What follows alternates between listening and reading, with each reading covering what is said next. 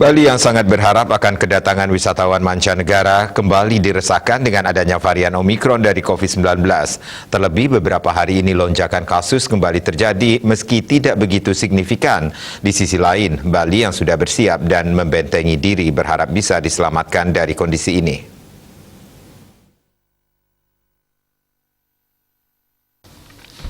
Akademisi Pariwisata Universitas Udayana Dr. Iputu Ano mengatakan dari berbagai kebijakan penanganan COVID-19 saat ini nampaknya belum membuat pariwisata bangkit kembali.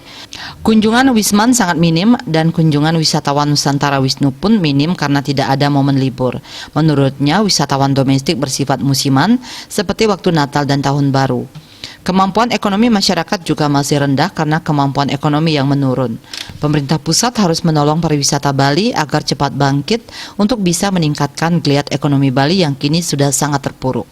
Meski ada kenaikan pandemi varian baru Omikron, bisa diusahakan agar pintu-pintu masuk diawasi dengan ketat. Dikatakannya Bali merupakan DTW pulau yang diusahakan bisa diawasi ketat di pintu-pintu masuk saja. Masyarakat juga sudah disiplin mengikuti prokes dan sudah mayoritas mendapatkan vaksin dosis 2 serta sekarang ada vaksin 3 dengan vaksin booster. Menurut Putu Anom, 5 poin usulan pelaku pariwisata bisa segera direspon dan direalisasikan, yakni visa, kebijakan karantina, penerbangan langsung ke Bali, memperluas negara-negara yang diajak kerjasama, serta kebijakan terkait asuransi bagi Wisman. Widya Stuti, Bisnis Bali melaporkan.